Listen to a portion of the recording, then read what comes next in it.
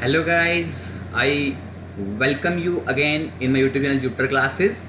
सो बच्चे, जैसे मैंने आपको कहा था कि मैं जल्दी ही आपकी फिजिकल ज्योग्राफी या ज्योग्राफी कुछ भी हो, मैं उसकी क्लासेस आपके लिए शुरू करने वाला हूँ। मैंने कमेंट बॉक्स में पूछा था आपको, अब बच्चों ने कहा सर ज्योग्राफी स्टार्ट कीजिए, कुछ कह रहे थे हिस्ट्री, लेकिन कोई बात नहीं, हम जल्दी से हिस्ट्री का कुछ पार्ट करेंगे, फिर हम क्या ज्योग्राफी करेंगे, फिर हिस्ट्री का कुछ पार्ट करेंगे।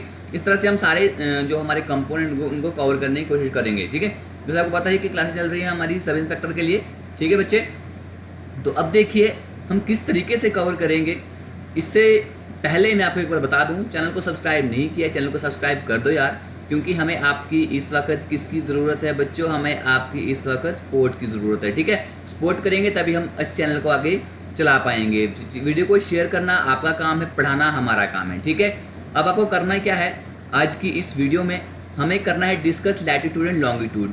इससे पहले आप हमारी एप्लीकेशन डाउनलोड कर सकते हैं, जिसका लिंक आपको बच्चे डिस्क्रिप्शन बॉक्स में मैंने दे के रखा है। ठीक है, आप उसको जाकर डाउनलोड कीजिए, जहाँ पे आपको सारे नोट्स जो मैंने आपसे कहा था, साथ में करंट अफेयर, साथ में वोकैबुलरी, अगर आप चाहते हैं तो आप मुझे कमेंट बॉक्स में बताएं। ये सब चीज़ें अगर आप चाहते हैं हमारी एप्लीकेशन के ऊपर, साथ में टेलीग्राम के ऊपर भी आपको मिल जाएगा, लेकिन करंट अफेयर वोकैबुलरी आपको सिर्फ हमारी एप्लीकेशन पे आपको आप तक पहुंच जाता है, डायरेक्टली आप तक पहुंच जाता है, कहीं भी आपको जाने की ज़रूरत नहीं पड़ती है। ठीक है, और साथ में बच्चे अगर आप जीके की तैयारी कर रहे हैं तो उसके मॉक टेस्ट हमारी जो एप्लीकेशन है वहाँ पे 69 रुपीज़ में अवेलेबल हो जाते हैं, आप उनको भी अवेल कर सकते हैं। ठीक है, तो शुरू करते हैं आज की वीडियो। देखेंगे इस वीडियो में हम क्या बात करेंगे, लैटिट्यूड लॉन्गिट्यूड के बारे में बात करेंगे। पहले हम देखेंगे कि लैटिट्यूड होता क्या है, इंपॉर्टेंट पैरेलल्स कौन से हैं लैटिट्यूड के, लैटिट्यूडनल जो हीट जोन्स हैं अर्थ के वो कौन से हैं। ठीक है, इसके बाद हम बात करेंगे लॉन्गिट्यूड, आज को मेरिडियन भी बोलते हैं, उसके बारे में देखेंगे। टाइम के बारे में देखेंगे, जो हमारे standard time and time zones हैं उनके बारे में देखेंगे।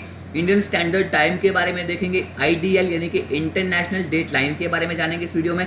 कंपैरिजन देखेंगे हम लैटिट्यूड और लॉन्गिट्यूड के बीच में कितना डिफरेंस है, क्या डिफरेंस है, वो सब इस वीडियो में हम जानने वाले हैं।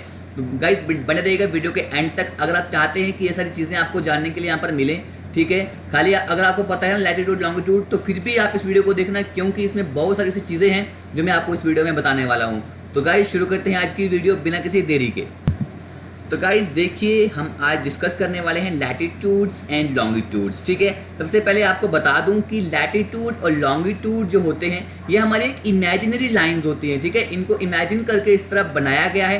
क्यों बनाया गया है, क्योंकि हम जो हमारी अर्थ है उस पर हम किसी भी जगह की लोकेशन को डिटरमाइन कर सकें, उसको हम जान सकें कि ये लोकेशन कहाँ पर है।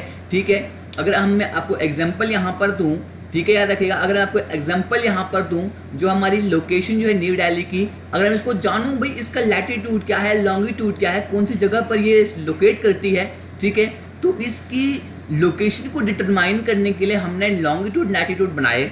अभी यहाँ पर न्यू दिल्ली जो है 28 डिग्री नॉर्थ लैटिट्यूड में है, 77 डिग्री ईस्ट लैटिट्यूड लॉन्गिट्यूड में है। अभी यहाँ पर नॉर्थ, यहाँ पर ईस्ट, क्या है, क्या झमेला है, अब सब वीडियो में हम जानने वाले हैं गाइस, बस बने रहिएगा अपने वीडियो के एंड तक। ठीक है, हम सारा कुछ इस वीडियो में जान लेंगे। ठीक है, अब हम जानते हैं कि देखो लैटिट्यूड को हम और किस नाम से जानते हैं, इसको हम पैरेलल के नाम से भी जानते हैं। लैटिट्यूड का मतलब समझे कि लेटाई हुई, जो इस तरह से लेटाई हुई रहती है।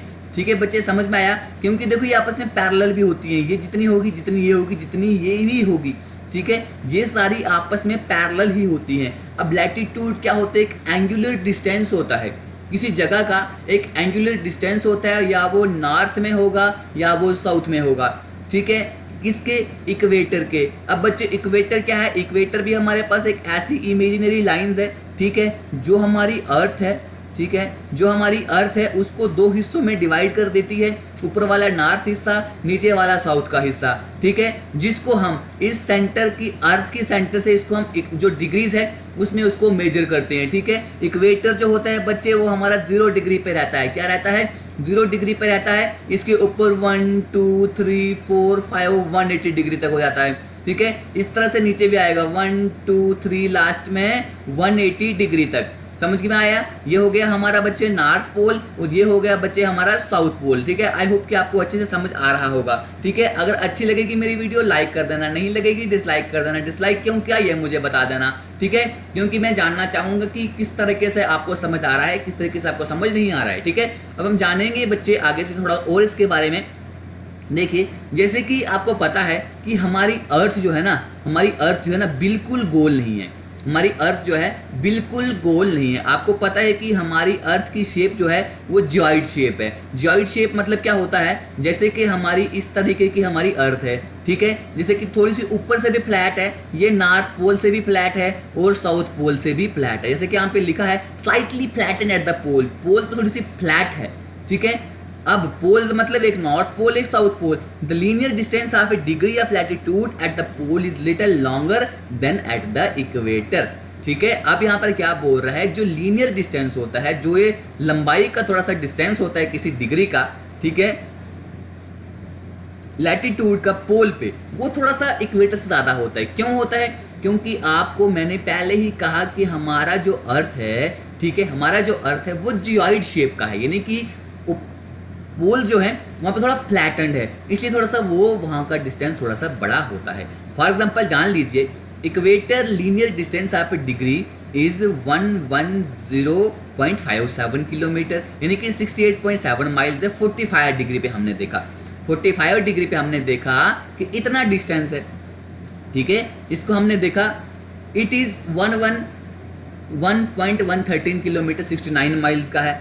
अब यहाँ पर देखिए, अगर हमने देखा कि जो इक्वेटर का जो लीनियर डिस्टेंस है, किसी लैटिट्यूड की डिग्री का लीनियर डिस्टेंस जो है वो इतना है, ठीक है। अब फिर हमने क्या देखा, 45 डिग्री पे देखा तो कितना हो गया, ये इतना बढ़ गया, ठीक है, 69 माइल्स हो गया। अगर हमने पोल्स पे देखा तो यही डिस्टेंस जो है वो हमारा 69.4 माइल्स का हो गया, ठीक है। अगर हम इसको एवरेज डिस्टेंस इसका देखें, ठीक, क्या देखें इसका, अगर हम एवरेज डिस्टेंस अगर हम देखें तो 111 किलोमीटर इसका लिया गया है।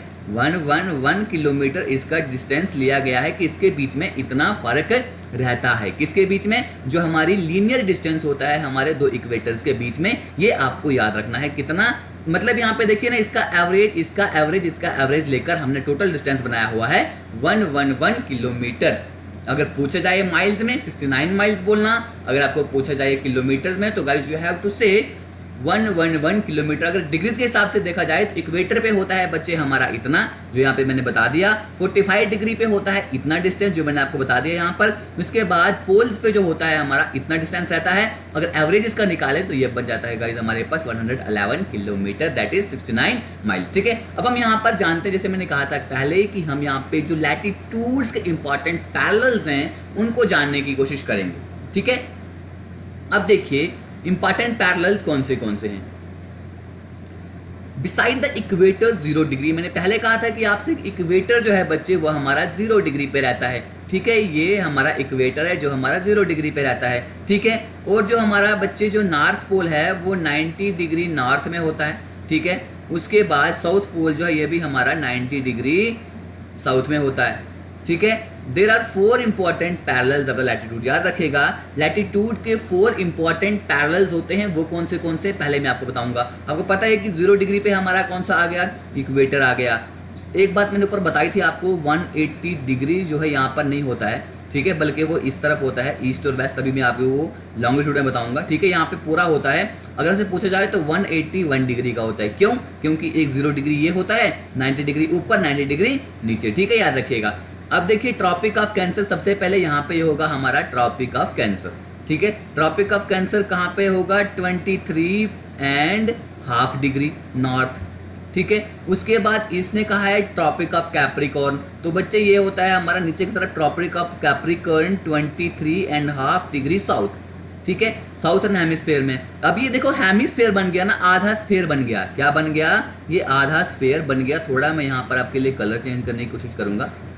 ये देखिए बच्चों यहाँ पर आपका बन गया, ये देखिए ये बन गया आपका नॉर्दर्न हेमिस्फीयर, ये बन गया बच्चों आपका सदर्न हेमिस्फीयर, ठीक है।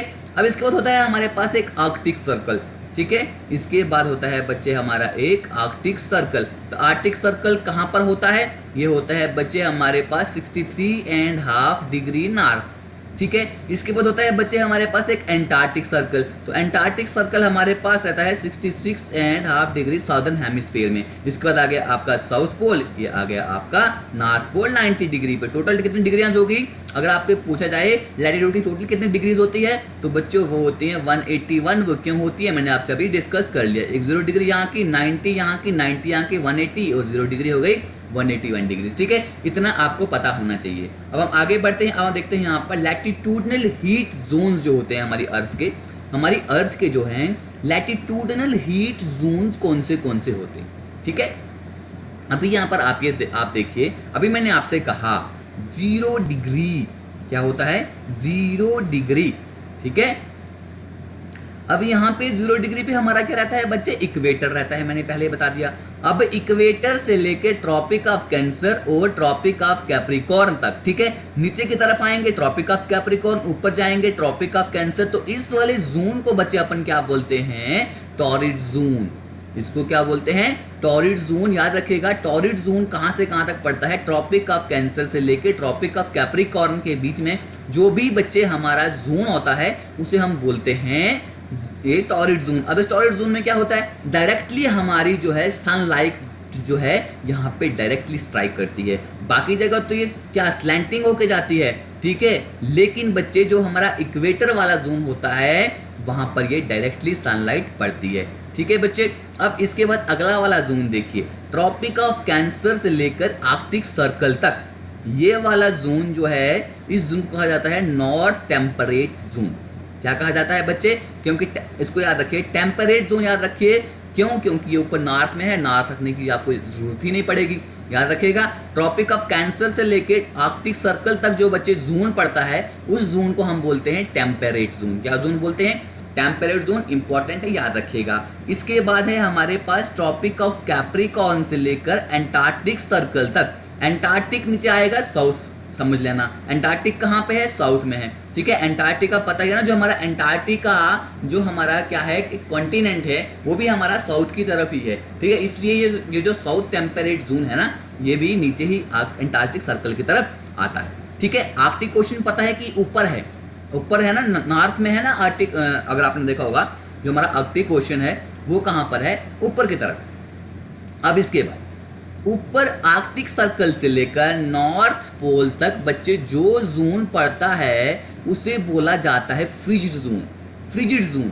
अब इसको फ्रिजिड जोन क्यों बोला जाता है? क्योंकि हमेशा यहाँ पर बर्फ जमी हुई रहती है। ठीक है, इस तरह से एंटार्क्टिक सर्कल से लेकर साउथ पोल तक जो हमारा जोन है उसे भी हम फ्रिजिड जोन ही कहते हैं। ठीक है, बस याद रखना है torrid zone, temperate zone and frigid zone, तीन ही यहाँ पर पड़ते हैं। अभी यहाँ पर देखिए ये फ्रीज क्यों होता है? फ्रीज यहाँ पर इतना जमा हुआ क्यों रहता है?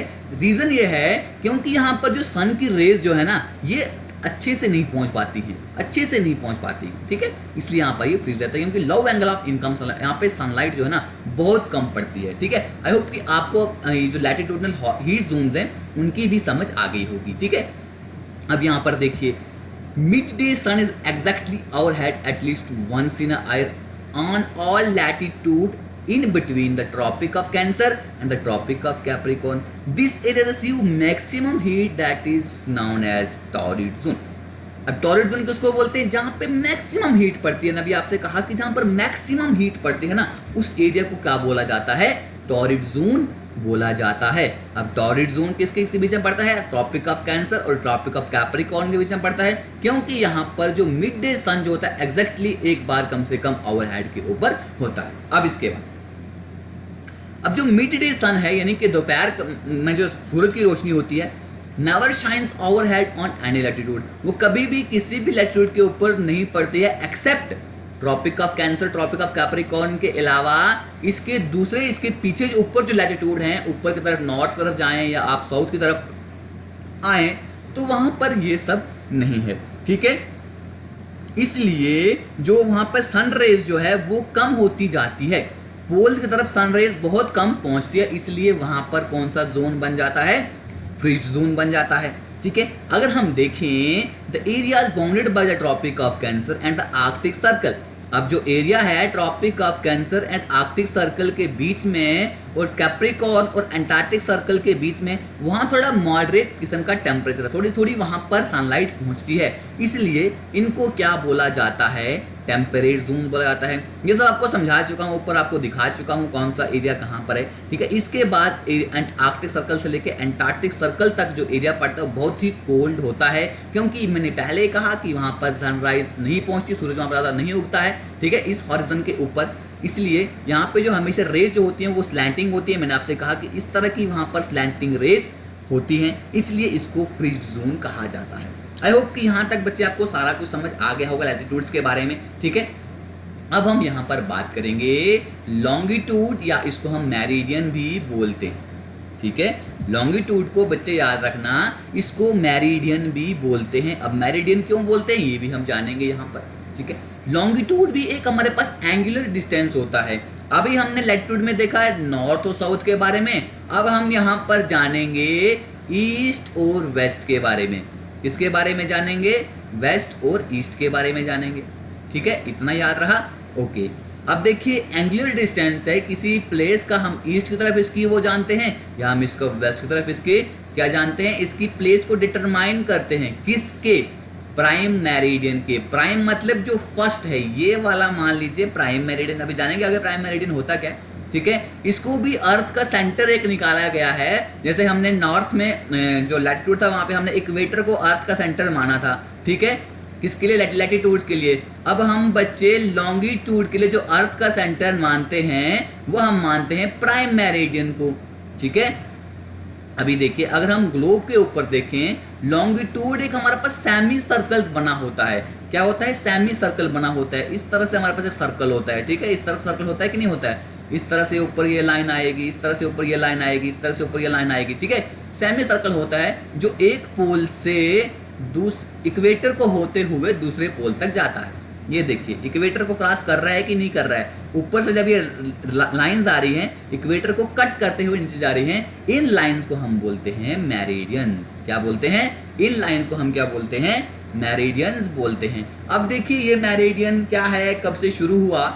सबसे पहले 1884 में इस चीज़ को डिसाइड किया गया, जब पता नहीं चलने लगा ना किस प्लेस कौन सी साइड है, ईस्ट है वेस्ट है, इसलिए एक इन्होंने डिसाइड किया 1884 में, ठीक है, इन्होंने एक मेरिडियन को चूज किया, ठीक है, जो कहाँ से गुजरती है, रॉयल एस्ट्रोनॉमिकल ऑब्जर्वेटरी है, कहाँ पे, ग्रीनविच में। ग्रीनविच कहाँ पर है, लंदन के पास एक जगह है जहाँ से रॉयल एस्ट्रोनॉमिकल ऑब्जर्वेटरी है, वहाँ से ये लाइन होकर गुजरती है, जहाँ पे इसको जीरो मेरिडियन और प्राइम मेरिडियन के नाम से इसको जाना जाता है। इसका नाम रखा गया 1884 में, जब लोगों को ये दिक्कत आने लगी, जो बड़े बड़े जो मतलब कि ज्योग्राफी के जो बड़े बड़े लोग थे, दिक्कत आने लगी, उन्होंने क्या कर दिया 1884 में इसको चोज ही कर लिया। क्या चोज किया, उन्होंने ये चोज किया कि हम बीच में एक ऐसी लाइन बनाएंगे जिसके उससे डिवीजन करेंगे, तो वो कहाँ से होकर गुजरती है, वो गुजरती है बच्चे हमारे ये रॉयल एस्ट्रोनॉमिकल ऑब्जर्वेटरी है, कहाँ पे, ग्रीनविच में। ग्रीनविच कहाँ पर है, लंदन के पास में एक जगह है, ठीक है, वहां से ये गुजरती है, जिसका नाम रखा, इसको 0 डिग्री इसको नाम रखा गया है, इसके 0 डिग्री पे आता है, ठीक है। 0 जैसे हमने 0 इक्वेटर को रखा था लैटिट्यूड में, वैसे लॉन्गिट्यूड में ग्रीनविच मेरिडियन यानी कि 0 मेरिडियन को यहाँ पर रखा गया, इसको हम प्राइम मेरिडियन भी बोलते हैं। All other meridian radiate eastward and westward of the prime meridian up to 180 degree. अब देखिए यहाँ पर जैसे कि मैं आपको बता दूं, यह हमारे पास यहाँ पर 0 डिग्री है, इसके इधर हमारे पास 180 डिग्री आता है, इसके इधर हमारे पास 180 डिग्री आता है, ठीक है। ऊपर जैसे हमारा उसमें क्या था, लैटिट्यूड में क्या था, लैटिट्यूड में था हमारे पास इस तरह से आएगा, ऊपर 90, नीचे भी 90, बीच में 0 डिग्री। वैसे यहाँ पर 180 बीच में 0 डिग्री का फर्क है। ओके गाइस, आई होप यहाँ तक आपको बिल्कुल समझ में आ गया होगा। अब देखिए जैसे कि हमारे लैटिट्यूड्स के पैरेलल थे, वो पैरेलल थे, बट ये हमारे पास इक्वल लेंथ के नहीं होते हैं, unlike the parallel of latitude. Latitude पता है क्या होता है, लैटिट्यूड जो था ना ये पैरेलल नहीं थे, ये पैरेलल थे लेकिन ये बराबर नहीं थे, इक्वल नहीं थे। इक्वल कैसे होते, ऊपर कम डिस्टेंस है, फिर ज्यादा डिस्टेंस है, ज्यादा डिस्टेंस, ज्यादा डिस्टेंस, ज्यादा डिस्टेंस। समझ में आ रहा है ना। तो उसी तरह हमारे पास यहाँ पे मेरिडियन जो होते हैं इक्वल लेंथ के होते हैं, क्योंकि जितना हमारे पास ऊपर होगा उतना इधर भी होगा, इधर भी होगा, इधर भी होगा, इधर भी होगा, पूरा याद रखेगा। इक्वल लेंथ के पूछा जाए, इक्वल लेंथ का क्या होता है, लैटिट्यूड हमारे इक्वल लेंथ के नहीं होते हैं बल्कि लॉन्गिट्यूड हमारे इक्वल लेंथ के होते हैं, ठीक है। अब the meridians of the longitude have one very important function. अब जो मेरिडियन जो है उसका एक बहुत ही इंपॉर्टेंट फंक्शन यहाँ पे माना जाता है। अब क्या होता है, जो लोकल टाइम होता है वो उसको डिटरमाइन करते हैं इन रिलेशन टू किसके अहेड पे, ग्रीनविच मेरिडियन टाइम। अब एक टाइम रखा गया जिसका नाम रखा गया ग्रीनविच मेरिडियन टाइम, ठीक है, जिसको हम कभी कभी वॉल टाइम भी बोलते हैं। आपने देखा होगा ना GMT घड़ियों पे लिखा रहता है, जो घड़ी होती है, अगर आप कहीं अपने वर्ल्ड वॉच देखी होगी उस पर लिखा होता है GMT। अगर आपने इंडियन टाइम देखा होगा उसको होता है IST, इंडियन स्टैंडर्ड टाइम। ये तो देखा ही होगा बच्चों आपने, ठीक है। चलिए ये आपने जान लिया कि ग्रीनविच मेरिडियन टाइम को एक वर्ल्ड टाइम के नाम से भी जाना जाता है, जिससे हम एक लोकल टाइम को डिटरमाइन करते हैं, ठीक है। अब हम यहाँ पर आते हैं लॉन्गिट्यूड टाइम के बीच में, या लॉन्गिट्यूड टाइम का क्या रिश्ता है वो भी हम यहाँ पर देखते हैं, ठीक है। सिंस द अर्थ मेक, आपको पता है कि धरती जो है, ठीक है, एक कंप्लीट रोटेशन करती है 360 डिग्री का पूरे एक दिन में, जिसको हम बोलते हैं 24 घंटे, ठीक है। It passes through 15 degree in 1 hour. अगर आपसे पूछा जाए कि 360 डिग्री का इसको करना होता है रोटेशन, रोटेशन क्या होता है, एक दिन में जो अपने ही एक्सिस पे घूमती है। जब अर्थ अपने एक्सिस पे घूमती है वेस्ट से ईस्ट की तरफ, तो 24 घंटे में पूरा एक अपना गोला वो पूरा करती है। अब 360 डिग्री उसको घूमना होता है, तो एक घंटे में कितना घूमेगी बच्चे, एक घंटे में घूमेंगी 15 डिग्री, ठीक है, 15 डिग्री घूमती है। मतलब ये पूरा जो है ना 1 डिग्री इन 4 मिनट, याद रखना। अगर 60 मिनट होते हैं ना एक घंटे में, होते हैं कि नहीं होते हैं, तो यहाँ पर कितने हैं, 15 डिग्री घूमती है, 15 डिग्री घूमती है 1 आवर में। तो कर लीजिए 15 × 4 इज इक्वल टू 60। समझ में नहीं आया, कोई बात नहीं, बस आपको याद रखना कि 1 डिग्री जो है वो कितने मिनट में घूमती है, 4 मिनट में। तो 15 डिग्री कितने मिनट में घूमती है, 60 मिनट्स में, यानी कि 1 घंटे में। और 360 डिग्री घूमती है 24 घंटे में। इतना आपको याद रखना है, ठीक है। और ये पता होना चाहिए कि अर्थ जो है रोटेट करती है वेस्ट से ईस्ट तरफ। इस तरीके से हमारी ये अर्थ है, इस तरीके से रोटेट करती है, ठीक है। इस तरीके से जाएगी, फिर इस तरीके से आएगी अपने एक्सिस पे। इसलिए हर एक 15 मिनट पे, so every 15 degree we go eastward, हर 15 डिग्री हम ईस्टवर्ड की तरफ चलते रहते हैं।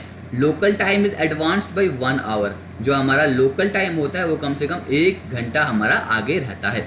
अगर हम कन्वर्सली अगर हम देखें, अगर हम वेस्ट वार्ड की तरफ जाते हैं, ठीक है, अगर हम 15 डिग्री पीछे चले गए, अगर हम वेस्ट की तरफ चले गए, तो 1 घंटा हमारे पास कम हो जाएगा, 1 घंटा हमारे पास कम हो जाएगा। समझिएगा इस बात को अच्छे से। The place is east of Greenwich gain time. अब जो बच्चे देखिए, जो भी हमारा देखिए ये हमारा ग्रीनविच है, ठीक है, इसके ईस्ट की तरफ जो है हमारी जो टाइम है वो बढ़ जाता है, वो इंक्रीज होता है 1 घंटे से। अगर हम इस तरफ देखें तो वो हमारा 1 घंटे से टाइम डिक्रीज होता है, किसकी तरफ, वेस्ट की तरफ, ठीक है। आई होप ये क्लियर होगा। Whereas places west of Greenwich दूसरा मैंने आपसे बता दिया। अगर एक ट्रैवलर जो है कहीं घूमने जा रहा है, अगर वो ईस्ट की तरफ ग्रीनविच से जा रहा है, ठीक है, तो वो उसका टाइम बढ़ता ही रहता है, टाइम बढ़ता रहता है जब तक कि वो 180 डिग्री ईस्ट मेरिडियन पे नहीं पहुंच जाए, where he will be 12 hours ahead of GMT। यानी कि वो 12 घंटे पहले यहाँ पर पहुंच चुका होगा उसके टाइम के हिसाब से, जो कि वेस्ट से आ रहा है, ठीक है। समझ में आई मेरी बात।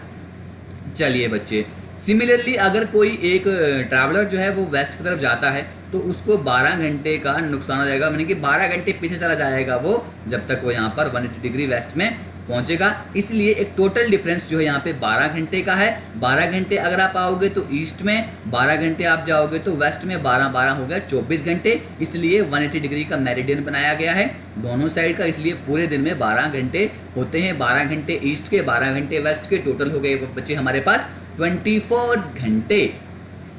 180 degree east and 180 degree west correspond to the same longitude, ये दोनों ही हमारे पास सेम लॉन्गिट्यूड होते हैं। The difference is the direction of travel, ये डिफरेंस जो है किसका है, ट्रैवल का जो डायरेक्शन होता है वही इसका डिफरेंस रहता है। ठीक है, अब बच्चे यहाँ तक तो आपको बिल्कुल समझ आया होगा। जब भी आप क्या करेंगे, ईस्ट वार्ड जाएंगे तो आपके पास टाइम गेन होगा, जब भी आप बच्चे वेस्ट वार्ड जाएंगे आपका टाइम जो है लूज होगा। ठीक है, अगर आप 180 डिग्री पे पहुँच गए, 180 डिग्री पे पहुँच गए तो आपका क्या होगा, ईस्ट में गए तो आपके 12 घंटे ज़्यादा हो जाएंगे, अगर आप वेस्ट में गए तो आपके 12 घंटे कम हो जाएंगे। यही डिफरेंस होता है कि आप बोलते हैं कि अमेरिका में रात है, यहाँ पर दिन है, वो क्यों है, वो आपको पता चल गया होगा कि वो क्यों होता है। ठीक है, चलिए अब standard time and time zones के बारे में हम यहाँ पर जानने की कोशिश करेंगे।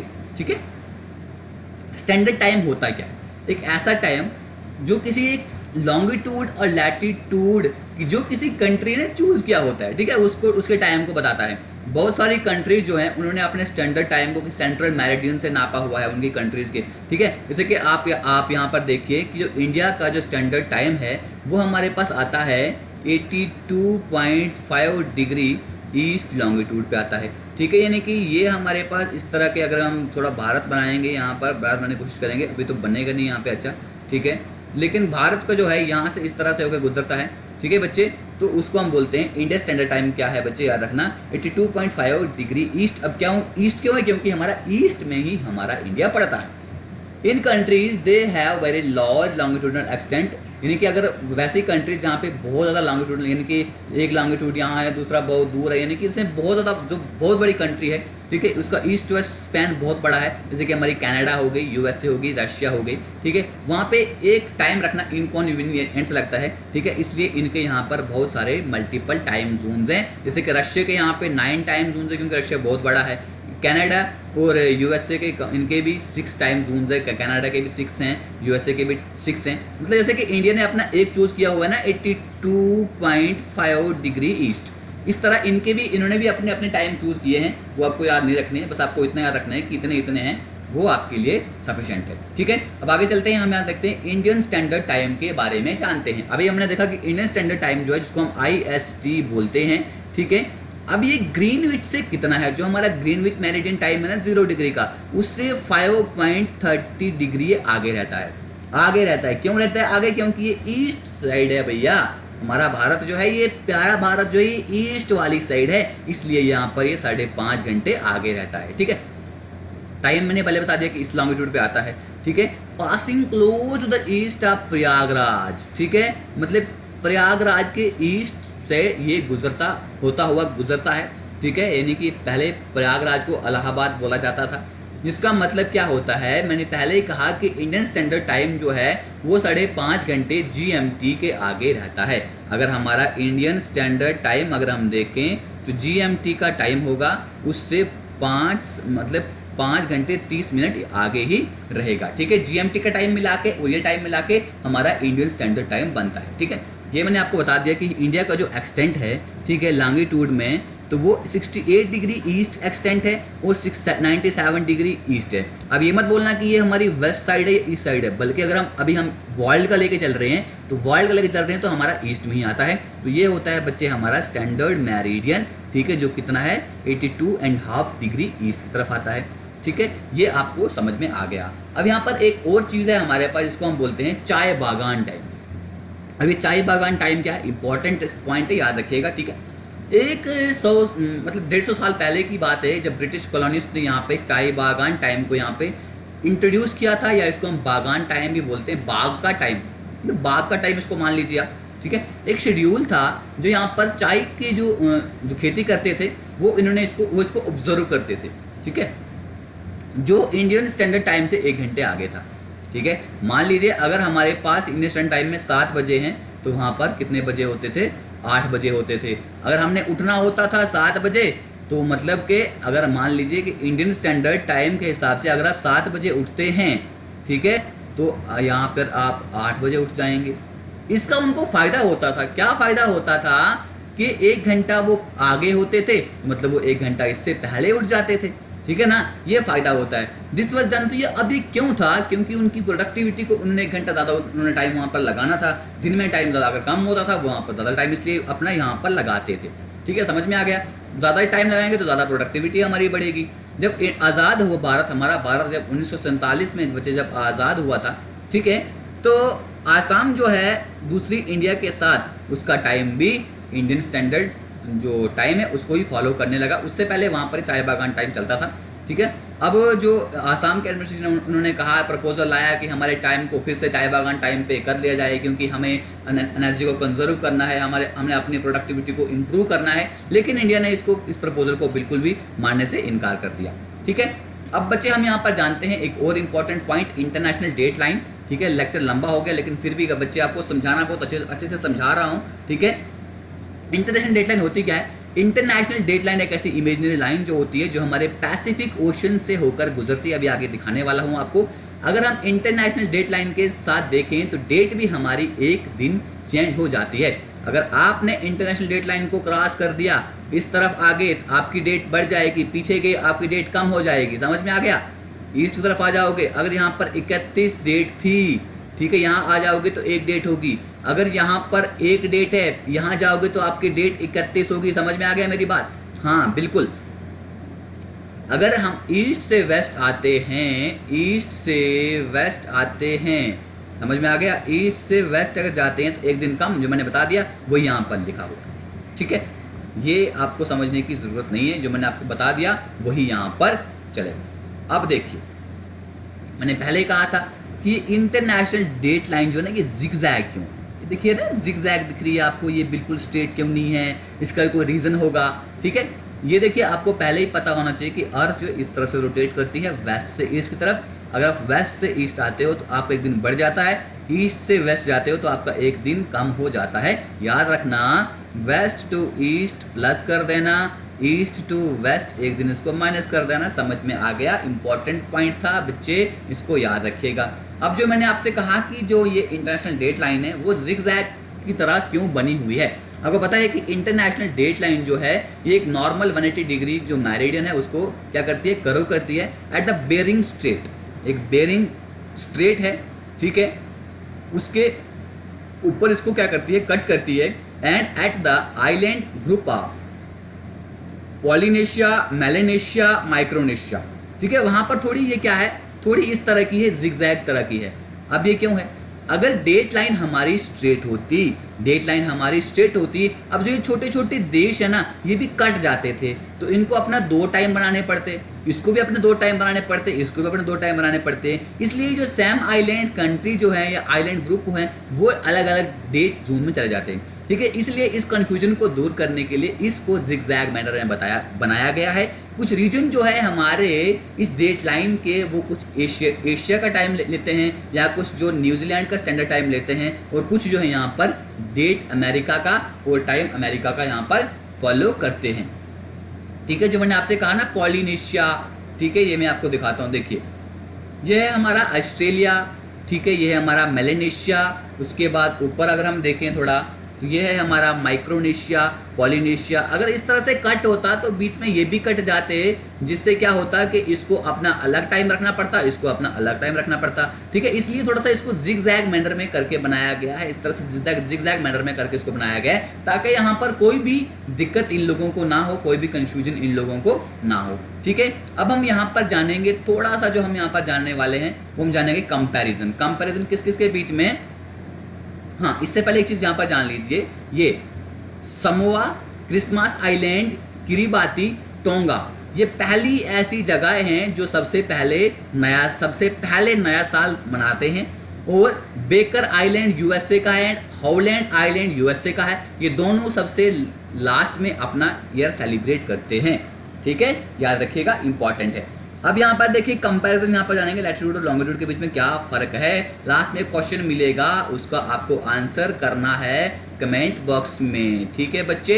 चलिए, लैटिट्यूड है, लॉन्गिट्यूड है। लैटिट्यूड, अब मैंने पहले आपको बता दिया कि एक ऐसा एंगुलर डिस्टेंस होता है नॉर्थ या इक्वेटर के साउथ में, इस जो पॉइंट है उसको मेजर करता है। लॉन्गिट्यूड क्या है? जो इक्वेटर के अलोंग, इसके इस साइड कितना है, इसके साथ साथ में जो एंगुलर डिस्टेंस है उसको क्या मेजर करता है। लैटिट्यूड जो है इसको हमने साउथ और जो नॉर्थ इक्वेटर के वहाँ पे इसको नाम दिया गया है।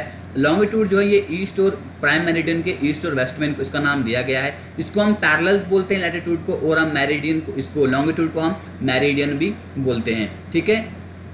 अब यहाँ पर देखिए इक्वेटर जो है 0 डिग्री लैटिट्यूड पे आता है और प्राइम मेरिडियन जो है 0 डिग्री लॉन्गिट्यूड पे आता है, ठीक है। अब यहाँ पर देखिए इक्वेटर की एक मैक्सिमम लेंथ होती है और लॉन्गिट्यूड की इक्वल लेंथ होती है, ठीक है। Equator Tropic of Cancer, tropic of Capricorn, Arctic Circle, Antarctic Circle, North Pole, South Pole, ये सबसे इंपॉर्टेंट कहाँ पर आते हैं, ये हमारे आते हैं लैटिट्यूड्स में। इसके बाद जो हमारा प्राइम मेरिडियन 0 डिग्री का है, इंटरनेशनल डेट लाइन हमारी 180 डिग्री ईस्ट और 180 डिग्री वेस्ट की, ये इंपॉर्टेंट लॉन्गिट्यूड यहाँ पे माने जाते हैं। दोनों को क्या किया जाता है, both are use to determine the location of a point on earth. दोनों को किसी अर्थ का एक पॉइंट उसकी लोकेशन को डिटरमाइन करने के लिए यूज किया जाता है, ठीक है। Location is identify with coordinate, इस लोकेशन को कोऑर्डिनेट उससे आइडेंटिफाई किया जाता है। आपने देखा होगा कि इतने 7 डिग्री ईस्ट हमारे पास लॉन्गिट्यूड होगा। जब भी ईस्ट और वेस्ट की बात आएगी समझे, तब भी आपके पास क्या होगा, लॉन्गिट्यूड होगा। जब भी आपके पास नॉर्थ और साउथ की बात होगी तब भी आपके पास क्या होंगे, लैटिट्यूड्स होंगे, ठीक है। तो बच्चे ये आपके सामने एक क्वेश्चन यहाँ पर मैं दे रहा हूँ, ठीक है, जिसको आपको अटेम्प्ट करना है, ठीक है। आप इसका स्क्रीनशॉट ले लीजिए। यह है a person travelling from Japan to Alaska across international date line will gain a day, ठीक है। एक पर्सन जो है जापान से अलास्का जा रहा है, इंटरनेशनल डेट लाइन क्रॉस कर दी है, आइडिया उसने क्रॉस किया है, उसका एक दिन बढ़ जाएगा, ये ठीक है। उसके बाद पर्सन ट्रैवलिंग फ्रॉम हवाई टू न्यूजीलैंड, एक पर्सन जो है हवाई से न्यूजीलैंड जा रहा है, आइडिया उसने क्रॉस किया है, वो उसका दिन एक कम हो जाएगा। It is inconvenient for a country of greater latitudinal extent but smaller longitudinal extent, इसने बोला है ये उन कंट्री के लिए मतलब भी बिल्कुल कॉन्वीनियंट नहीं है जिसका लैटिट्यूडनल एक्सटेंट जो है वो ज़्यादा है लेकिन उसका लॉन्गिट्यूडनल एक्सटेंट कम है। Chile for example to have multiple times, उसका मल्टीपल टाइम होगा। स्मॉलर लॉन्गिट्यूडनल एक्सटेंट इसने बोला है, याद रखिएगा। अभी मैंने अभी ऊपर डिस्कस किया है कि किसका लॉन्गिट्यूडनल एक्सटेंट ज़्यादा होगा या कम होगा, उसके अलग अलग से हमारे पास टाइम जोन बनेंगे, ठीक है। 24 आवर जो क्लॉक होती है, the time is 000 in London, then the time is Mumbai in 12 hour clock will be 5:30 AM होगा। क्या AM होगा या PM होगा ये आपको बताना है, ठीक है। बताना क्या है, सीधा क्वेश्चन का आपको आंसर करना है। आपको बताना है कि which the statement are false, इनमें से कौन से स्टेटमेंट जो हैं वो फॉल्स हैं। 1 and none, 1 and 2 only, 1, 2 and 3 only, 3 only। आपको इस क्वेश्चन का आंसर बताना है। कमेंट बॉक्स में देखते हैं कितने बच्चों ने इस वीडियो को अच्छे से देखा है, तो वो इन सारे क्वेश्चन का आंसर आसानी से कर, इस क्वेश्चन का एक क्वेश्चन तो दिया यार, एक क्वेश्चन का आंसर आसानी से कर लेंगे आप। तो गाइस वीडियो यहाँ पे खत्म करेंगे, तो कल हम आगे पढ़ेंगे इमोशंस ऑफ द अर्थ के बारे में, पहले बता दूंगा। तो गाइस वीडियो खत्म करते, thank you, God bless you all, जय हिंद।